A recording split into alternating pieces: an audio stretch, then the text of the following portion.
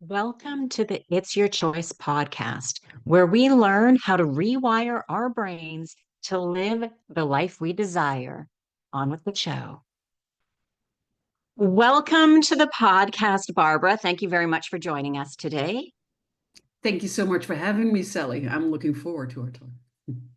So, just to dive right in, how can we find our passion and our mission? Because I find a lot of times when talking with people, like, oh, find your why, find your passion, find your purpose. Sometimes Mhm, I don't know. Like, how do mhm, I know what my passion or my purpose even is? mhm. That is a very, very good question. It doesn't have a very simple answer, but I'm going to do my best to answer it anyway. So, there is a difference between what a lot of people call purpose and your purpose. What I mean by that is I work a lot with human design and the gene keys, and they are like a snapshot of you from the moment you were born. So it's not based on questions that give you a certain profile, like the MBTI, for instance. For me, that changes every time I fill it in. This is really just based on your birth time, your birth date, your birth location. And this gives you information on who you are, what your shadow patterns are, what your gifts are, also what your highest potential is. And it shows you exactly what your life's purpose is, your life's work. And it also shows you how to turn that into a profitable business, or if you don't want to have a business, into a fulfilling job.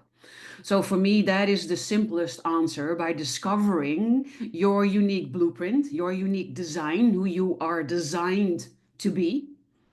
And from that, your unique life's purpose and your soul's mission, so that you can be who you were designed to be. That's not the answer I was expecting. Not that I had an anticipation of an answer, but a lot of times people are, what did you used to do as a child? You like to do, what do you like to do in your free time? Those types of things. So Yes. it's interesting that depending upon where we were born, the time of day or night, that kind of universal energy, I'll say, has been imprinted in us to have a certain desire for a certain lifestyle with our passion, Um, like what we like to do with those things that we want are kind of imprinted in us at that time. So I answered mostly the purpose part of your question. So the Okay. passion part of your question, that ties more into what you are sharing, what you are passionate about, even when you don't know it anymore. That is something that I see happening with highly sensitive people, empath people, a lot. That we are very, let's call it flexible. And that means that we can adapt ourselves to the partner that we are with, or to the friends that we are with, and we are in general open to exploring new things. And sometimes this can lead to you losing yourself and then not really knowing what your passion is. And if you don't want to get an inkling for what your passion is, the advice in general is indeed to look at what did you love doing when you were a child. The reason for that is when you are a child, especially before you went to school, you are not tainted, you are not influenced, you are still your pure self, your authentic self, your true self. And the things that you naturally love doing are the things that give you the best clue into what your passion is. So that's that part. And human design and the gene keys are based on a combination of systems. So they're based on astrology and the planetary alignments and where the planets were when you were born, but also on the I Ching and the Chinese fortune telling method. That's also has very deep roots in really ancient history. It's based on the Kabbalah, another really old form of teachings. It's based on Ayurveda, another very old form of teachings. It's based on traditional Chinese medicine. So all these old um, teachings about health, about body, where yoga also comes from, for instance, or where meditation comes from, but it's much, much more than that. And then it's combined with modern practices, scientific practices like epigenetics and neuroscience and the way that our brain works. So these systems are a combination of all of those things. And that might help it explain or understand a little bit better. And the moment you are born, the planets are in certain positions and also in opposition to each other. And there are certain things happening when it comes to celestial events. But then also where you are born ties into if you are a small child in Africa or you are a small child in New York. And that will have a big difference on the way you were raised, on the things that were available to you. So you can see that a lot of different things tie into you as a person. But this snapshot really tells you what you are naturally good at. So what really are your natural born gifts, and those tend also to be tied in deeply into your passions, the things that you love to do. And then when you go deeper into these teachings, you can also apply it to your business, you can apply it to your marketing, you can apply it to your branding. It's really broad, and it really shows you based on the gifts that are naturally yours and the energy that belongs to it in the form of your highest energy. So to explain this a little bit better, we have to talk a little bit about the gene keys. So the gene keys are built on top of the human design system, and what are gates in the human design are the gene keys in gene keys. And each key, there are 64 gates, there are also 64 gene keys. Each key has 3 levels. It has a shadow level. This is where you are at when you are not being yourself, when you are trying to be somebody else, or when you're influenced by societal expectations, or when you're influenced by trauma, or things like that, right? So these are the things that are preventing you from being your authentic self, being your true self. Then you're in the shadow frequency. The middle frequency is the frequency of your natural gifts. What are you naturally good at? What are the things that you can do without thinking that it's anything special? I see that a lot with my clients. They think, oh, everybody can do this. No, no, no. This is uniquely yours, right? So these Right. are the gifts. That is the middle level, and then the highest level is called the siddhi. So that comes from the Ayurvedic teachings from India, and this means your highest self. So the energy when you are completely being yourself, when you are being your effortless self, I like to call it, your authentic, effortless self. Then you go to the highest frequencies, and that is your potential, what you could be in the world, what you have the potential of showing or doing or becoming. And that is directly tied into your purpose. Sorry for the interruption. I just wanted to let you know about the Mind Matters weekly newsletter that is full of actionable tips to help you rewire your brain to live the life that you desire. Sign up for it at sallypeterson.com. And when you do, you'll get the top 5 brain hacks for peak performance. Again, you can get it at sallypeterson.com. Now back to the show. Your purpose and what you are here to do, what you are here to teach the world, or how you are here to help the world, or what you are designed to contribute to make the world a better place. Very interesting. I've heard about some of the different practices and things that you've mentioned. Obviously, not all of them because there's a lot, because different areas of the world have come up with their own, but I'm assuming that there's quite a bit of an overlap between them and a lot of similarities in the different types to, if one person chooses to study one, they'll have a bit of knowledge of some of the similarities, we'll call it, because I don't want to say that they're the same, because I don't know, and I'm sure there's a lot of differences, but I'm assuming that there's a lot of similarities between them as well. If any system is based on your birth date, then it comes from the same source of information. So that Mm, in itself, yes. But human design and the gene keys for me are two sides of the same coin. So human design is the yang side of the coin, and the gene keys are built on top of human design. So they go further than human design, and they are the yin side. So where human design is really about, oh, I am this is my energy, and this is how my energy works, and this is how I can use my strategy the best, this is how I make my decisions, this is how I recognize when I'm not being myself, this mm, is what I am here to do. So it's very, oh, information, apply it. So that's why I call it the yang, because it's action taking, and yang is action taking energy. While the gene keys, like I said, with the shadow frequency, the gift frequency, and the city frequency, is much more about contemplation. It's going inward. It's, for instance, you start with the shadow frequency because you need to understand when you are in your shadow patterning, when you're in your shadow frequency. So this requires you to learn what your shadow frequency is, and then look back at your life and start looking at, how has it shown up in my life? Do I recognize it? What is the patterning? What is usually the trigger? And how do I then respond to it? What are my emotions, my actions? So that you start understanding yourself a lot better. But that requires introspection, contemplation, going inward. While human design is, oh, I get knowledge and I can apply it outwardly. right.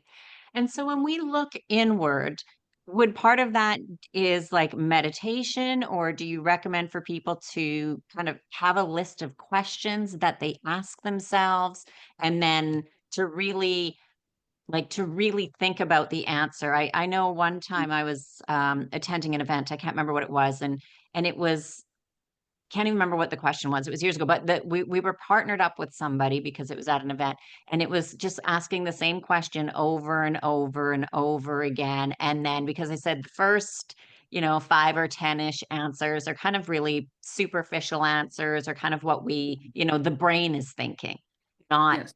the inner us. And then to keep asking it was that one question over and over till we really started to get to the soul response answer. Well, it kind of depends on how you go inward. There are many, many different ways of going inward. So when you use the gene keys to go inward, this is not how it works. The gene Okay. keys is really about discovering which keys are active for you, then discovering their shadow frequency. And you start with the shadow frequency and you learn about the shadow frequency, either by reading about it or by listening to the audio files that Richard has created. And then you take that knowledge and you apply it to your life. You start looking if you recognize it or something similar to it. And you do the same basically with your gift and also with your city frequency to see if you recognize these things in your life. So that's how you go inward with the gene keys. What you're talking about is more, for instance, shadow work. So I created a shadow work journal that has 100 questions that allow you to go inside yourself and also do shadow work, but from a different angle. So it kind of depends on your personal preference or where you are at in your journey. That is also a way of doing it. But another way is indeed to go into a meditative state. But meditation is not easy for everybody. There are lots of people who have an aversion to it or misconceptions about meditating. It's not being with your legs in the lotus on a pillow with your hands like this, and that is a form of meditation, but it's not the form of meditation. Mhm. But what you're talking about is really about quieting the mind, and meditation is one of those things. But another way to quiet your mind, one that I love doing, is just going for walks in nature and just moving the body, because the body and the mind are connected. So when I move the body, my mind also starts moving and space opens up. I soak in the replenishing energy of nature. And then when you hold a question in your mind, so then you're not going, you're not doing shadow work. But for instance, um, what do I really enjoy? Or what could I see myself doing that I think, ooh, lights me up? And so there are Mhm. different types of questions. And then you set out on your walk with this question. And while you're walking, you sometimes think about it, but you open yourself up to being inspired. And it could be that all of a sudden you see something when you're out in nature and that triggers something, and all of a sudden you have a thought. Or something else comes up and you think, oh, this is interesting. So I go on my walk with this question, and then this keeps coming in my mind. And then it can either be that that wants your attention and it wants either being healed or it wants to be heard. It kind of depends on what comes up. Sometimes it's the list that you have for your grocery shopping, and then you can just say, oh, I appreciate the reminder, but right now I'm trying to do something else. So it kind there are so many different ways of contemplating, of quieting the mind, of opening yourself up, of going deeper within yourself, because eventually all the answers are within yourself. Mhm. Most of us are looking for answers outside of ourselves, another course to take, another book to read, another coach to have, another mentor to do. Many coaches out there teach their methods and the things that worked for them. And while that's completely awesome, the chances of that working for other people are slim to none because it will only work for someone who is very similar to the one that's teaching it. So, this is what I see a lot with people in the disappointment of working with coaches. They promise them results and they promise them golden mountains, and then they do everything that they are being told, and they don't have the results. The promises are not met. And that is because it's a method that worked for the person teaching it to you and probably not for you. So that's not what I do. I help people to really find the answers within themselves by discovering, I call it the ins and outs of your user manual, everything that makes you you, and then going inward to find your unique answers that come from within you. Yeah, it's something that I think about on a lot of different ways. Like I sometimes meditate. I try to do it quite regularly actually. And sometimes though, my mind, I'm just like, this is just not working today. And then I try and it just and I'll go through my whatever 20-minute, 30-minute is. Sometimes it's great. Sometimes it's, when it says, oh, it's starting to end, I'm like, no, I'm enjoying this. I don't want to end yet. And then the next day, it'll just be complete opposite.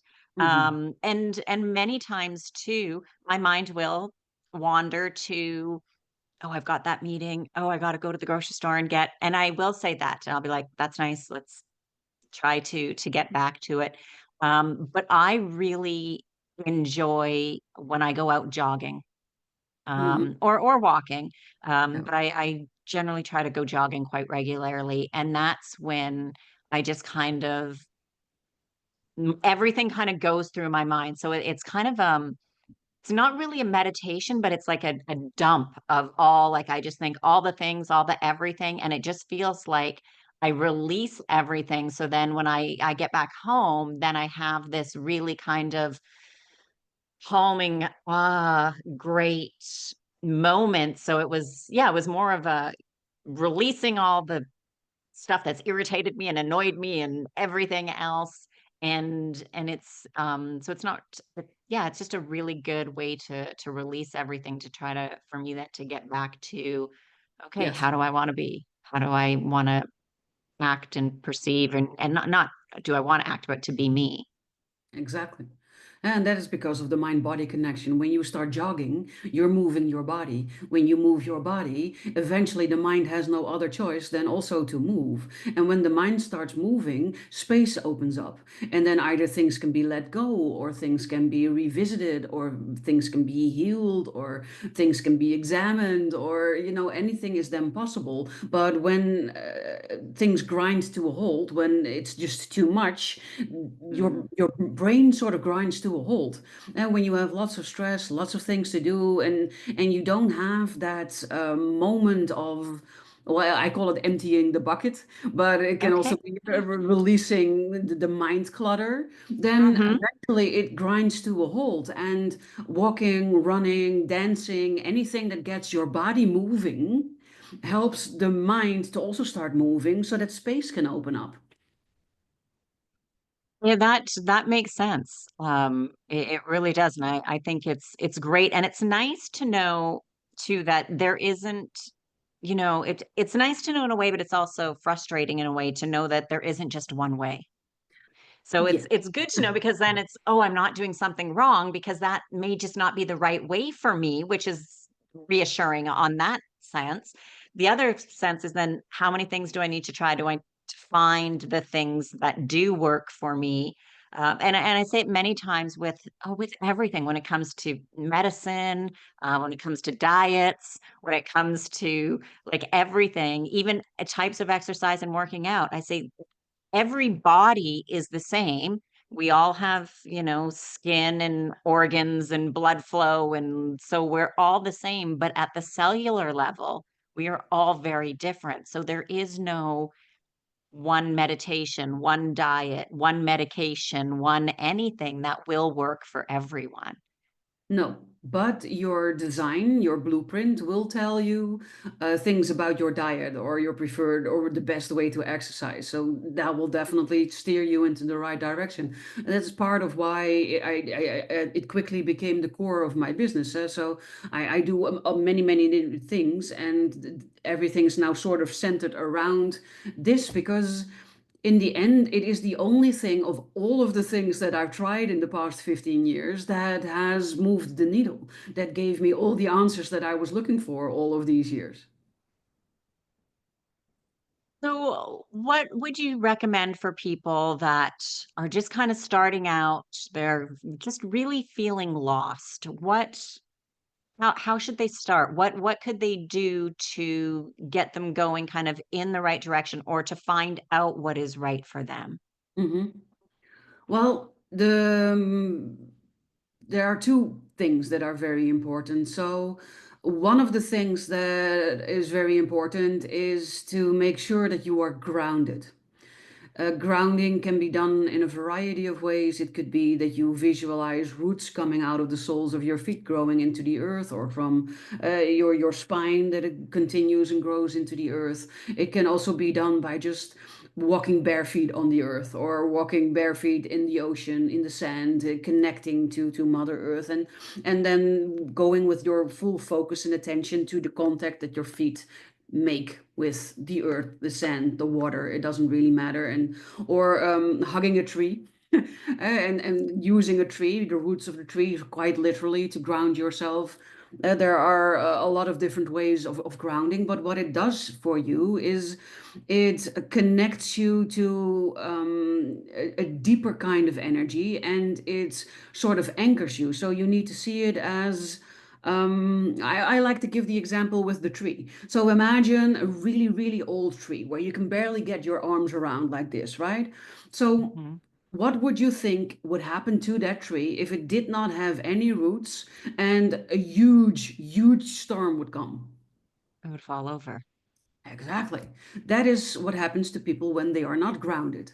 But the same tree with firm roots and the same storm, it might bend a little, it might hang a little, and then when the storm is over, it will right itself and think, "Whoo, we made it," or something. I Right. don't know what a What tree kind of thinks. kind of weathered that storm. Yeah. Right? Yes. And so that is what grounding literally also does for us humans. It helps us to weather the storms, and the storms in life are then unexpected events, people dying, getting fired, getting sick, loved ones getting sick, you not getting what you wanted, or whatever things that upset you in life. And they Mhm. can be smaller storms, bigger storms, but when you are grounded, it becomes a lot easier to handle things like that.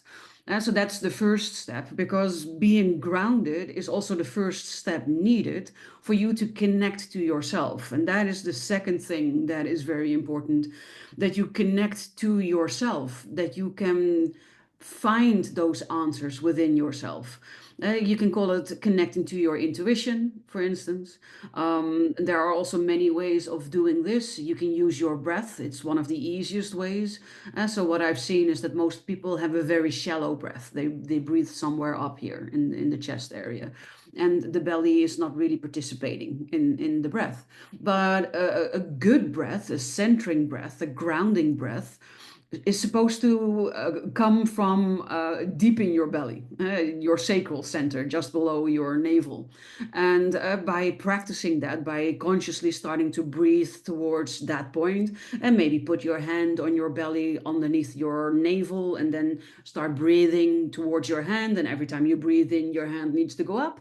And when you breathe out, your hand goes down. That's also meditating, by the way. So that's a form of meditation already. This is something that connects you to yourself, because in the end, our body knows the answers. So our body knows, oh yeah, I need to do this, or oh no, not my thing, right? And I'm exaggerating it a little bit, but that is what is happening in your body, but not when, well, it's still happening when you're not connected to it, but you won't recognize it. I've heard too, and there's been lots of science and research and studies that say just being in nature and walking in bare feet on, as you said, on the sand, on the dirt, on the grass, but with bare feet, just how it takes stress away and it Yes, is relaxing for the body. And scientifically that they've proven the benefits of that. So we yes, can do that, and then just as you said, take those deep breaths to have nice, good breathing, because we are designed to breathe from our stomach, not yes.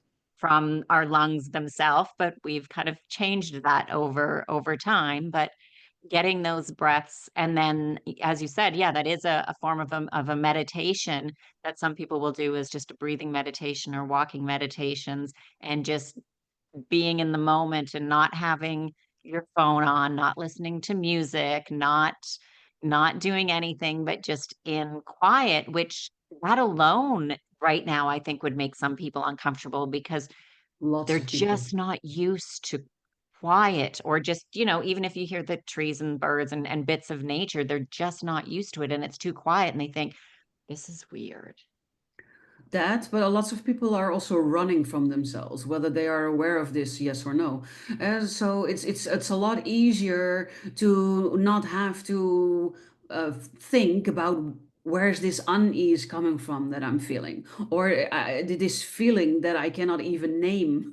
What is the origin of it? It's a lot easier to focus on things outside of yourself and to keep yourself busy, talking to that person, reading this book, watching that, and just constantly doing. So the shallow breathing is directly related to stress. And the more stress you have, the more shallow you will breathe. And especially our Western countries are stressed. There's no other Oh, word yeah. for it. The amount of people with a burnout, it's staggering, and it's growing every single year. So there's massive stress, and it only becomes worse with social media. So I remember when I went to school, bullying in school was already not great, but at least when I was home, it stopped. Nowadays, with Mm. social media, you get bullied as so many children or teenagers commit suicide because the bullying never ends. It continues on Facebook or whatever other social media platform people use. And it's look at me being like this, or measuring yourself and then finding yourself lacking, thinking I need to do better, I need to do more. Look at me having all of these holidays, all of these beautiful cars. Oh, I must be doing something wrong because I don't have all of that. Yeah, so all of this stress, and then what we call technology, and in my language we have a word for it, and it's advancement. It would translate to advancement. And then I think, well, how advanced are we? Because technically, when I look at a lot of people in a third world country, they tend to be a lot less stressed and a lot Mm-hmm. more happy with a lot less materialistically seen than we Mm-hmm. are. And that's, I think, because they are still very much connected to nature. And we in our Western world, most of us completely lost touch with nature. The ebb and Yes. flow of the day, the seasons in the year, the lunar cycles, especially for women, influences a lot. We've lost touch with that. Also the remedies, right? The folklore, the old home remedies, the things that would cure a cough or maybe a cold, but even also stain removal from clothes. Basic things like that that our ancestors already figured out by combining herbs or fruits or whatever's. We are losing all of that information for yeah, what exactly? Or chemicals to buy, stuff to purchase, um, that can make us even more sick and more depressed and more problems, and that's a whole other rabbit hole to go down. Um, Exactly. but it's true. It has been proven on so many different ways and levels that materialistic things don't make us happy. Now, obviously, we need to have food, clothing, and shelter. That, of course. But how big of a house do we really need? How many Yeah. clothes do we really need? How many Like, shoes, how many there's a handbags, how friend of many mine, ties? Yeah. yeah, she had just recently moved. And she's like, "Oh, I want to buy this and this, and I got to get this." And I'm like, "Wait a minute." I'm like, because she was, we were talking about finances and everything she needed to buy. And I said, "What? Just stop." I'm like, "There's a difference between need and want. Like, A you big one. have everything you actually need. Yes. Now, want, sure, you can prioritize, but to go into debt to get things that you want makes absolutely no sense, because then you're in debt and then you're more stressed. Oh, I've got to make this payment. Oh, I owe this much on this card. Oh, this and that." And she's like, "You're right." She's like, "I had that feeling before. I hate it." She's like, "I'm not buying anything." I said, "Good." And I said, "But save and wait, because then when you do buy things, then you appreciate it more, you like it more." And Yeah. stuff, people don't realize how when we have a lot of stuff, it adds weight to us and it Yeah. weighs us down with all this stuff that we have. And that's why sometimes when they say, like, clean out your closet, get rid of clothes that you don't need, get rid of shoes, get rid of trinkets that are just there, that people feel better when they're getting rid of all of this stuff. And then too, it's then the time being in nature, being out, because if you have a Yeah. smaller house, your bills are less, you have less to clean, you have less stuff, and you have more time to go visit your friends, go skiing, snowboarding, swimming, skating, dance, whatever it is that you like to do, and to be outdoors, because Yeah. even the air indoors has become more toxic in some homes than the air outdoors. Yes, for sure. And of course, it also greatly depends where you are living, right? If Of you're living in a course. big city like New York, or you're living somewhere in the middle of nowhere in Texas, it's a big difference, of course, in Yes. air quality. But yeah, I remember when I was still working for the boss, I had a new coworker, and he came from a different country, and he came to this country, and he was telling me, "Oh, I bought a new MacBook, and I bought a new camera, and I bought an iPad, and I bought myself an iPhone." And I said, "Oh, well, how did you pay for all of that?" And he said, "Oh, I got a new credit card. I maxed it out." And I was like, Jesus got you covered. Don't worry. Oh, "Do you know no. what that means? Because by the time you're done paying for it, it would be 5,000 that you max it out for. But by the time you're done paying for it, I think you will have paid 20, 25, 30, and depending Yeah. on how quickly you pay things back. And it's monthly payments that you need to keep up. And if you cannot keep up, then there's sanctions. And so it adds a lot of extra stress. And then, yeah, sure, it's really nice to have a MacBook or a camera, but I've been raised by people who told me, if you want something, you save up for it. You Right. work and then you save, and then when you have the money, you buy it. And then you can really guilt-free enjoy it, because there are no consequences to it. You don't have to pay it off. It doesn't cost 20 times more by the time you're done paying it off. Right. Right. And also too, I think when you have to do that, there's the joy and excitement of the anticipation of getting it.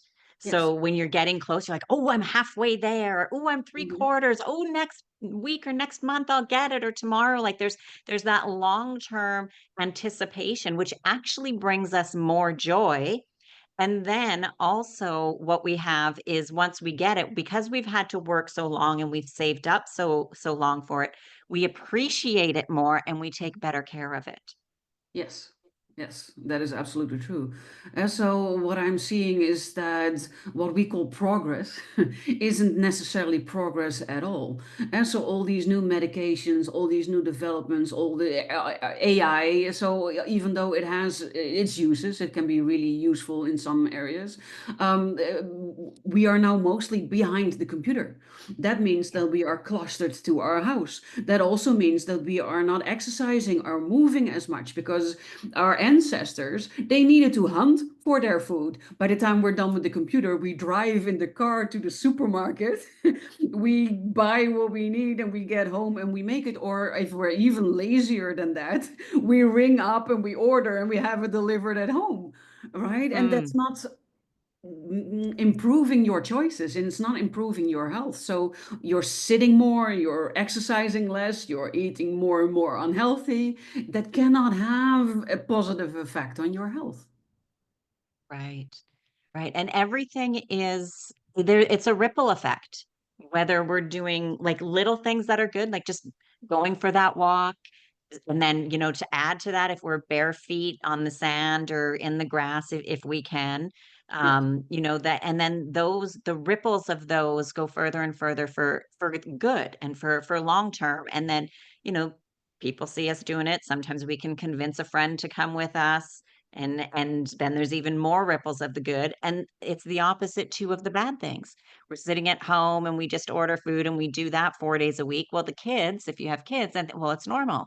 You work from home and you just order in, and I don't need to learn to cook because we just order in. And the ripple effects to that, Yeah. along with the health effects, the everything, are really long term. So, a friend of mine the other day, we were talking about drinking alcohol, and we're both like, really reducing, and I don't wanna say quitting alcohol, but having very little now, and we used to when we were quite a bit younger, we used to drink a fair amount, and she was like, "Yeah," she's like, "Well, now they've got some non-alcohol wine available," but she's like, "But, it's pretty expensive right now, because it's fairly new."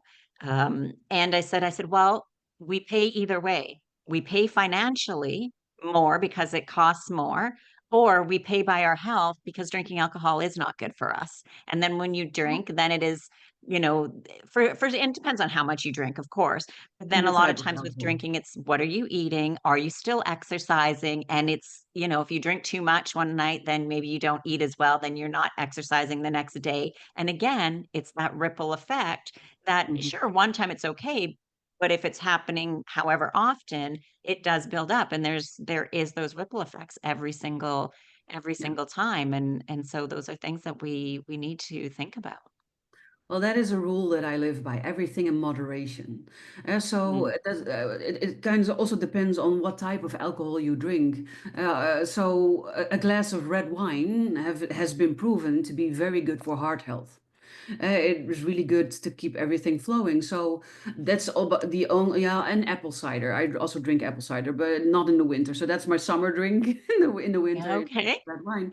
But if I drink one or maybe two glasses every month or every 2 months, then that is about it because I drink it when I am with someone that also shares my love for wine and when we have a really good conversation, and then we have one, maybe two, and that's it. And I drink lots Mm. of wine, water with the wine. So Mhm. I balance it because alcohol also dries us out. So alcohol is something that you really should drink with water to replenish the water that it's taking out of your body. And then it is not a bad thing. So Pardon the when you interruption. If you're liking the show so far, please like and subscribe and hit that notification bell. It really means a lot to me. It helps grow the show and the channel and to the show. not a bad thing. So when you do things in moderation, also ordering out. So there are moments where I just really cannot find any motivation or something has happened. And then I think today would be a good day to just order something. Mm.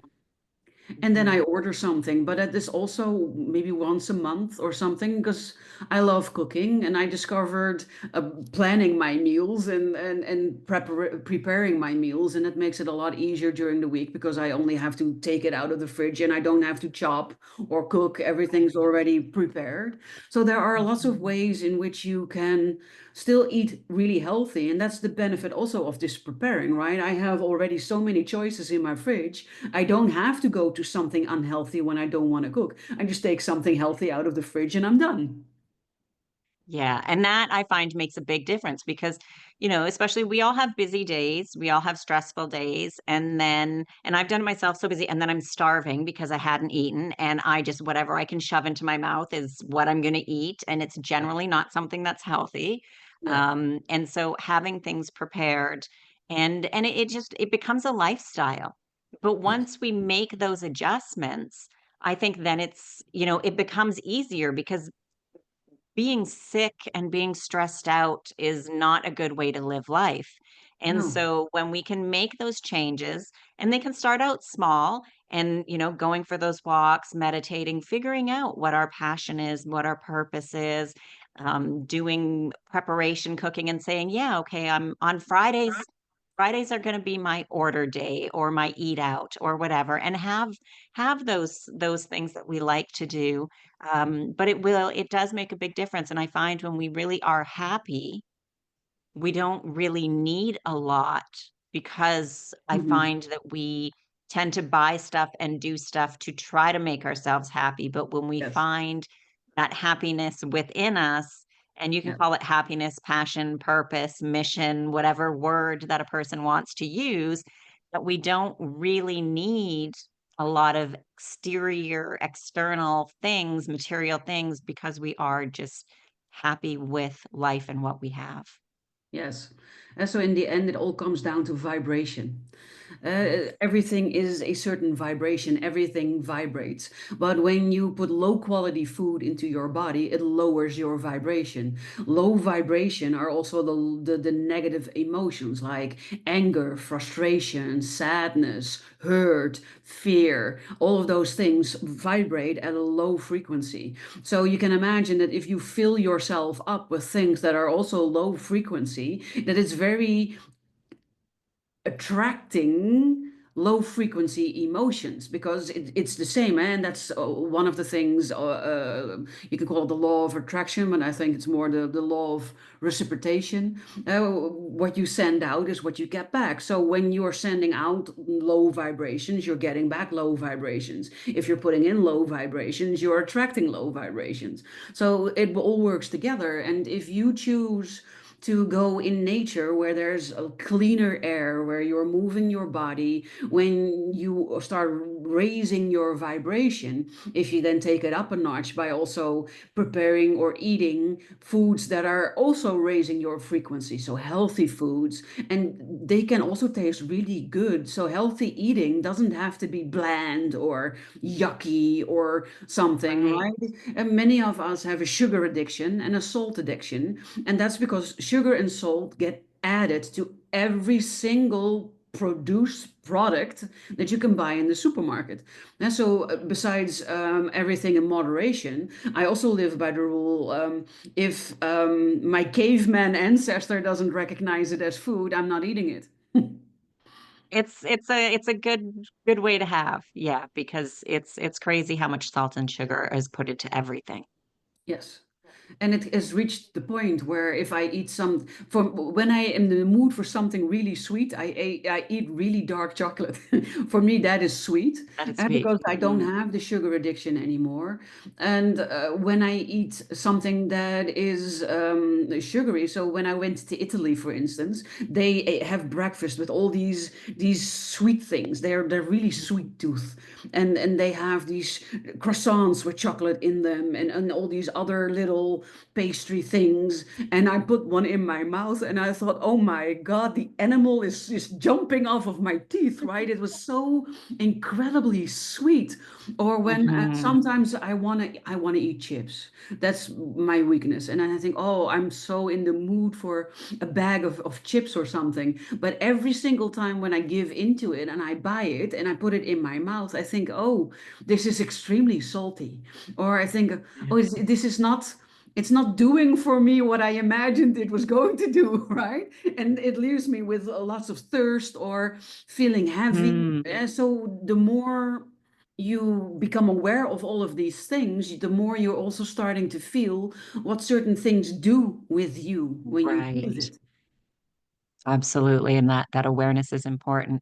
So, Barbara, you've also written some books and you've designed some programs. So, tell us briefly about your books and programs and where people can get in touch with you if they're interested in working with you or getting a hold of some of your books.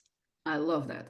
So I've written, I think, at least 8 different types of journals right now that will help people either do shadow work or inner child work or gratitude practices, manifestation practices. Those are on Amazon. I've written books about high sensitivity, being a highly sensitive person, also a highly sensitive person with burnout, and then also for the family of people with a burnout, because a burnout you don't have alone. Family has the burnout with you. So those are the starting books that I wrote. I'm in the process of writing 3 books about human design and the gene keys that will be released any minute now. I'm also writing another book about being yourself and what that means. So my entire lessons, everything that I've learned that allowed me to now fully or completely be myself. I've written multiple online programs, either about high sensitivity, being a highly sensitive entrepreneur, and using that as your strength to have a business that really fits who you are, not what you think you need to be. I also am in the process of creating a new academy with online programs around human design and the gene keys, because one of my strengths is being able to explain it in ways that people finally think, oh, that's what they mean. Why didn't they say so? So those things I am creating, and the best way to discover who I am and what I like to talk about is to go to my YouTube channel, which has the same name as my website, which is HSP Coach Barbara with an E, and you can see it in my name here. So hpcoachbarbara.com is my website.